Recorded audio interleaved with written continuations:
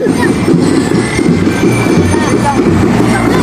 Hi! Welcome to new day, new vlog. Kraming naman for this day. So, ayun na nga. Lagi naman ako gumigising ng maaga. Pero ito, sobrang aga nito. 4 ako gumising para mag-prepare dahil maaga akong aalis. Naghanda na rin pala ako ng baon dyan dahil whole day naman wala namang bago. At ngayong araw nga ay magpaparade kami dahil Bible month, Bible event. So, may ganap na naman. So, pagkatapos ko pala mag-prepare, nagpasundo na ako sa mga kasama ko dahil masyado pa maaga para maglakad mag-isa. Umalis nga pala ako sa bahay ng mga 5 dahil ang call time namin ay 6. At bago nga kami pumunta sa school ay dumaan muna kami sa bakery. Kahit sarado pa, bubulabugin na. Bumili muna kami ng tinapay para habang naglalakad ay may nakakain.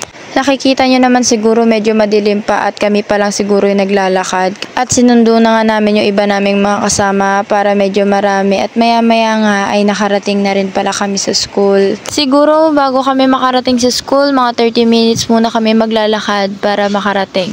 At yun nga, maya maya ay nakarating na kami sa office. At sabi ko nga sa inyo, medyo madilim pa kaya kami pa lang ang tao dito sa school. Share ko lang, ang likod pala ng school namin is sementeryo pero medyo malayo naman siya ng konti. At tada! Lumiwanag na rin kaya nagready na rin kami. Siguro mga around 7 AM na nyan. At nagfix na rin pala ako nyan dahil ayoko naman mag-ramming. Nagpatulong ako dahil hindi ko kaya mag-isa. Puti Castro, napakaigpit. Aga? Ma-fix pa ko sa akong buhok.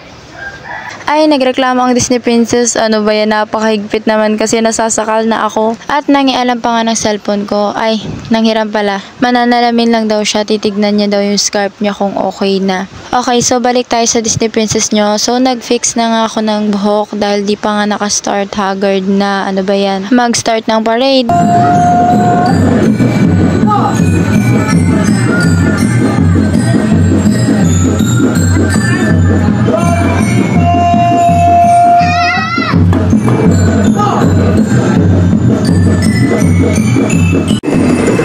Ganda mo dyan.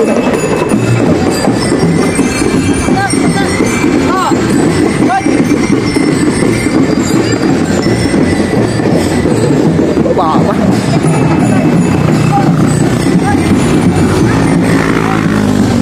Inyo dyan.